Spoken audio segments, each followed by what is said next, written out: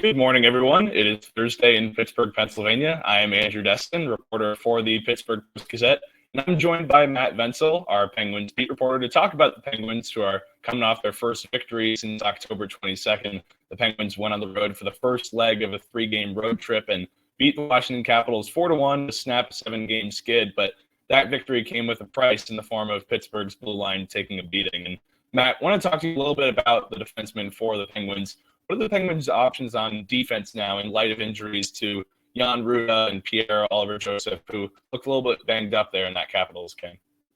Yeah, so the Penguins have canceled their practice today. Not uncommon, but maybe a nice little reward for the team for finally snapping that losing streak. So we didn't get updates on either Pierre-Olivier Joseph or Jan Rutta and their injuries. So we don't know if they're going to miss time in these upcoming games in Canada.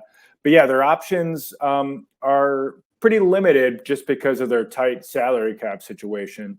If Teddy Bluger remains on long-term injured reserve, that gives them more flexibility. They already have Chad Ruhwedel on the roster who could step in on the third pair. But, if Bluger stays on long-term injured reserve, they can bring up either Mark Friedman or Tyler Smith from Wilkes-Barre Scranton to fill that other spot. Now, if they were to activate Bluger, who still hasn't played this season, that would complicate things because their cap situation. I'm guessing they wouldn't want to go that route. They would just keep him on long-term IR, or maybe there's another move there with Kasperi Kapanen. But all this is to say is there's a lot of uncertainty when who's going to be available, and it's just a reminder of the corner the Penguins and Ron Hextall have painted themselves into with the salary cap situation, where they're so close to the cap. They entered the season with less than 100,000, which was the lowest total in the league, I believe. That they're really kind of hamstrung in some of these decisions and what they can and can't do because of finances. But, if one of these guys, whether it's Rutta or P.O., is able to or play this weekend, I think that makes the situation a lot easier. And I should also note, too, that Jeff Petrie got banged up in that game. He returned as they finished the game in D.C. with four defensemen, but that's something to monitor, too. We don't necessarily know that he's in the clear either.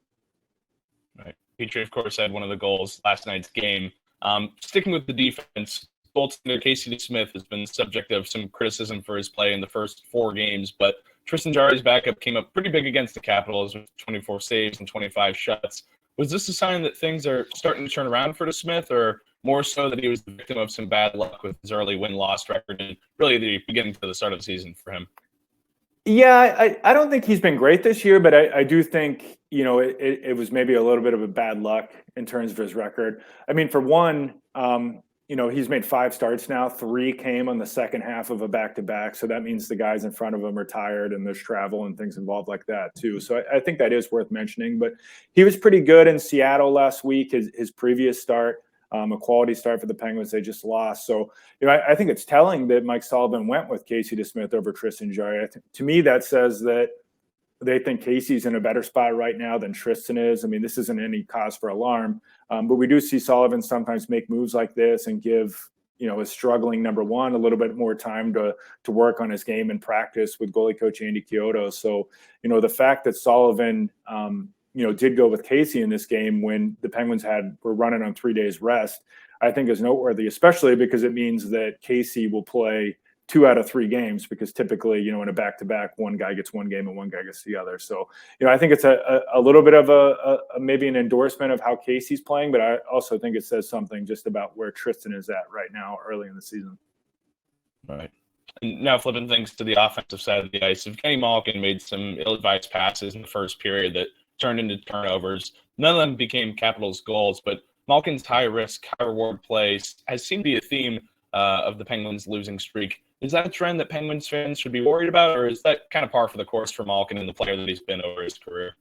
Both. I mean, this is who Gino is, and same spectrum as Chris Letang as well, where Penguins fans have learned that they're just going to have to live with some of these mistakes that they make in exchange for the upside of what they can do as offensive players. And I know some fans feel differently about those guys than others, but the coaching staff obviously feels they're elite players. They brought him back, and they're going to live through it. But I will say, the issues are well beyond Gino and Chris Letang. I mean, those guys have made some of their more profile giveaways, but Really, during their 7-game losing streak, that was one of the biggest stories to me. It was just the entire team and their decisions with the puck. I mean, the Penguins during that losing streak, no team in the league made more turnovers in the neutral zone, which was fueling other teams' transition games. So obviously it's a concern. But I will say team-wide, they were really run and gun in that first period against the Capitals.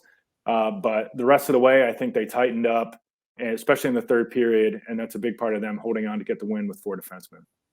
Right. And it should come as no surprise that in that game, and really all season, Pittsburgh's top 3-point scorers, Crosby, Malkin, Jake Vensel, they all had points in Wednesday night's victory.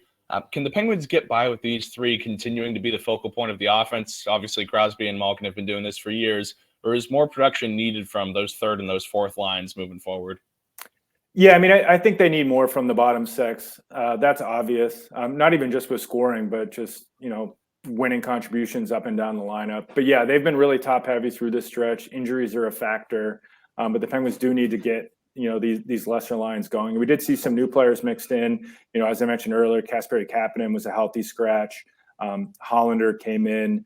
Jeff Carter returned and had a pretty good game to give him a boost. So it's still a lot of moving parts, a lot of question marks in the bottom six. But yeah, I mean, the Penguins aren't going to go anywhere unless they're able to get kind of more of an identity and more contributions from guys further down the lineup. Now, looking ahead to the rest of Pittsburgh road trip, they got 2 more games. Penguins will face off against Toronto and Montreal on Friday and Saturday, respectively. Through 14 games, both teams playing around 500 hockey, 7 wins to their credit. How does Pittsburgh stack up against the Maple Leafs and Canadiens, and which team would you say the Penguins are a better bet to beat during the rest of this road trip?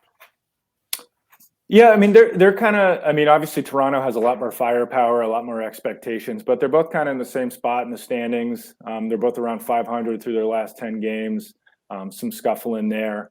Toronto obviously is a tough test going up there with Austin Matthews and their firepower. Montreal, though, second half of a back-to-back. I will say about both teams, they're both teams who are really dangerous off the rush.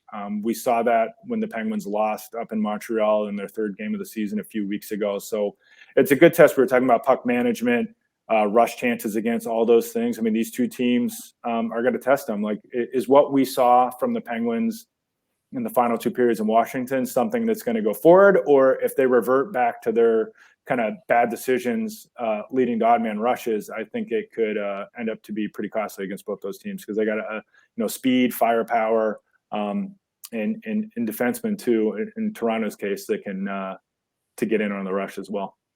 Certainly didn't hurt for the Penguins against the Capitals. That was a pretty banged up Washington team too, missing a lot of firepower from the top of their lineup as well. But that's all the time that we have for today's breakdown of Penguins hockey. If you enjoyed this video, hit the like button and feel free to subscribe to our YouTube channel to stay updated with our latest content. And if you haven't already, check out our new subscription deal in the description. That's $6 for 6 months of access. There's a lot of sports news to keep up with, and you don't want to miss it. Matt, thank you so much for your time, and everybody else, we will see you next time. Thanks. Thank you for checking out this content from Post-Gazette Sports. If you liked the video, please like it and subscribe to our YouTube channel. If you enjoyed it on Apple Podcasts, please rate us 5 stars on Apple Podcasts. For 6 months of digital access to post-gazette.com for just $6, click the link down in the description.